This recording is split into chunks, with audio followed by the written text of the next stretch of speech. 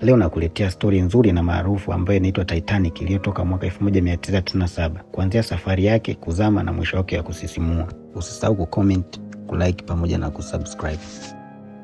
Mtayarishaji wa movie au director ambaye anaitwa James Cameron ndiye ambaye ametupeleka katika safari ya kihistoria ya meli maarufu zaidi duniani.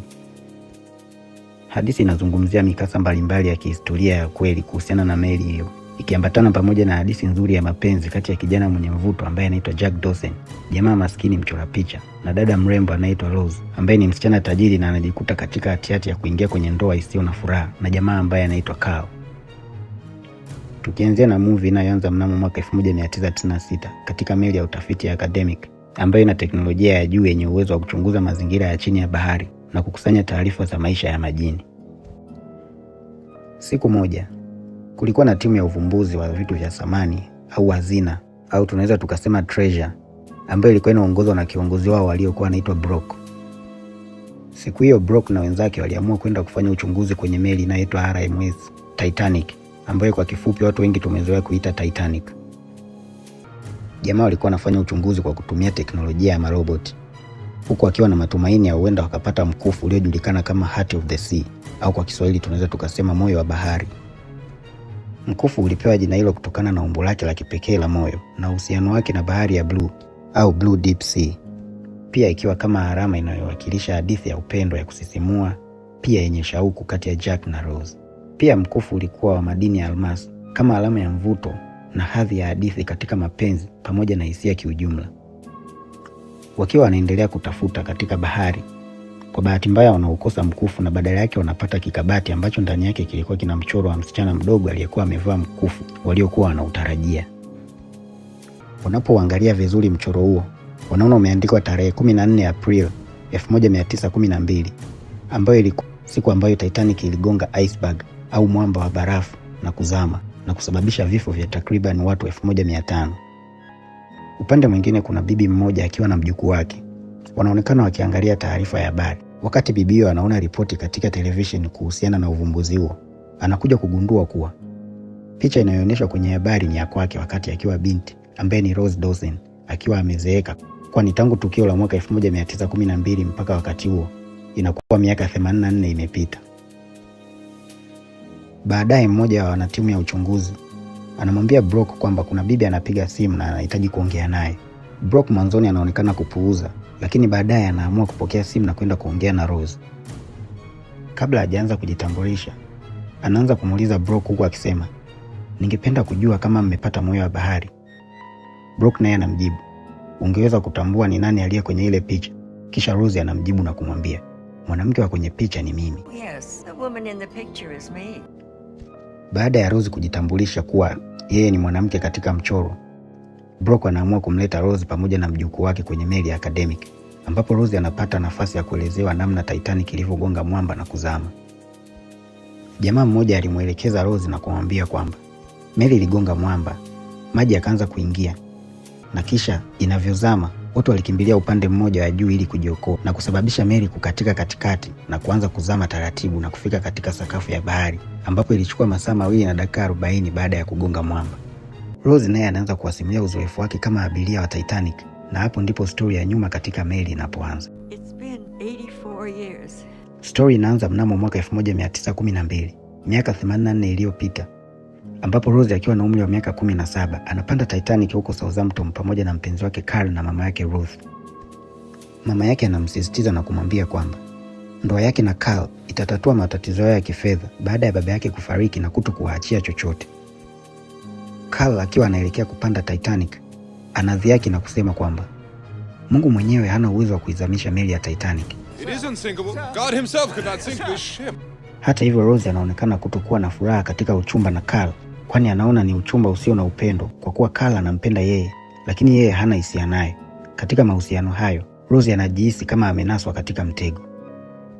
Upande mwingine wanaonekana jamaa wakicheza kamari za karata aina ya poker. Katika jamaa hao palikuwa na kijana ambaye anaitwa Jack Dawson na rafiki yake. Kutokana na umasikini wao, Jack anampa moyo rafiki yake huku akimwambia, "Ukiwa hauna kitu, basi hauna cha kupoteza." Wanaendelea kucheza karata wakishindaniana tiketi moja iliyobaki kwa ajili ya kupanda meli. Kisha Jack anagundua kuwa wanakaribia kushinda. Anamgeukia rafiki yake na kumwambia kwamba hautamuona mama kwa muda mrefu, huku akimaanisha kwamba wameshinda tiketi na wanaondoka. Baadaye Jack anashinda tiketi ya daraja la maskini katika meli hiyo. Wanaelekea kupanda meli. Wanapanda na kuanza kuaga watu huku akiwaambia, tutawamisi sana. Jack anaonekana kuwa mwenye furaha katika meli, huku muda mwingi alipenda kukaa nje na kuona mazingira mbalimbali. Siku moja akiwa upande wa nje ya meli na rafiki yake, anamuona Rose akiwa mwenye mawazo sana. Jack anachukua muda kumtazama Rose kwa uzuri aliokuwa nao, na baadaye rafiki yake anamwambia, sahau kuwa na mtu kama yule. Ghafla anakuja Carl kumchukua mchumba wake, lakini wanaonekana kutokuwa na mawasiliano mazuri. Siku nyingine majira ya usiku, Jack akiwa amelala anatazama nyota. Ghafla anakuja Rose akiwa anakimbia. Anasimama ili kuona ni nani aliyepita. Anakuja kugundua ni yule msichana ambaye alimuona mchana.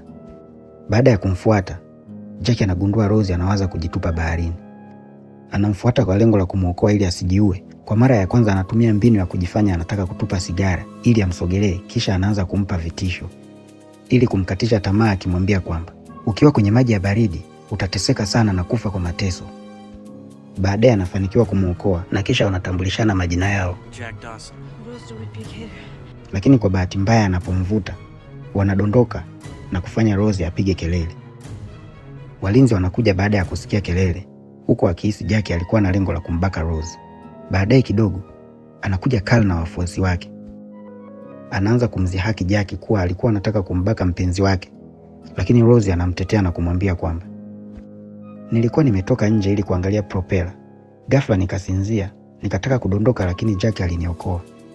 Rose alianza kuonekana kumpenda Jack, lakini Jack alimpenda Rose tangu mara ya kwanza alivyomuona. Mmoja ya wafuasi wa Carl anasema basi kijana ni shujaa na anapendekeza kwamba angepewa zawadi yoyote. Kisha Carl anaamua kumwalika katika chakula cha jioni. Wanaporudi nyumbani, Carl anampa Rose mkufu wa almasi, huku akimwambia anampa ili uwe unamkumbusha hisia zake juu yake. Kesho yake Rose anamfuata Jack ili kumshukuru kwa kumwokoa.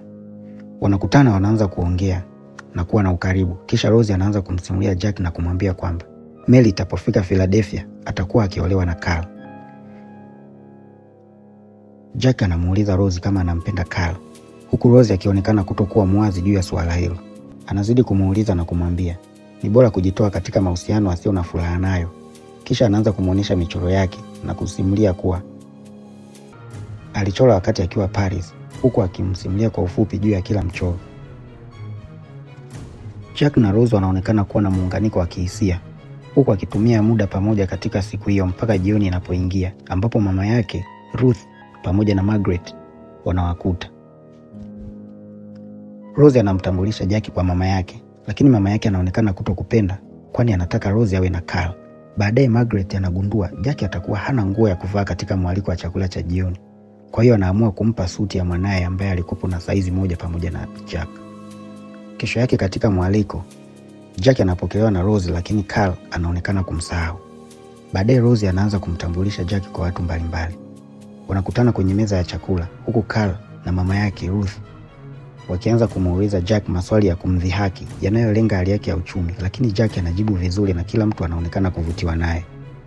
Wanapomaliza, Jack anampa Rose ujumbe ambao waliuandika katika karatasi, akiwa anataka wakutane katika saa. Baada ya kukutana, Jack naye anamkaribisha Rose kwenye pati yao ya watu wa daraja la chini, huku akiinadi na kuita pati halisi. Wakiwa kwenye pati, Rose anaonekana kuwa na furaha sana, na baada ya muda, kwa kuwa alitoweka, jamaa ambaye anaitwa Spicer anatumwa kwenda kumtafuta Rose.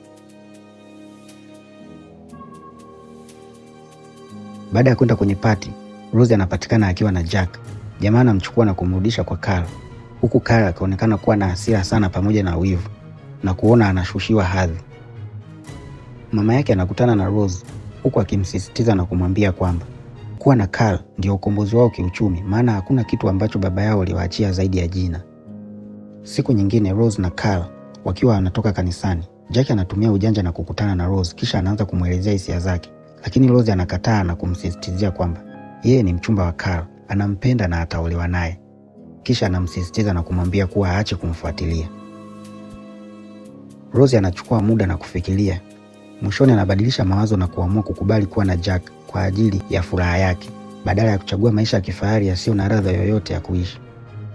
Rose anamfuata Jack aliyekuwa mwenye kukosa furaha baada ya kujua kuwa kamkosa mtu aliyempenda. Kisha Rose anamfuata Jack na kumwambia kwamba nimebadilisha mawazo na kumweleza kuwa amekubali kuwa naye, na huo ndio ukawa mwanzo wa mapenzi yao.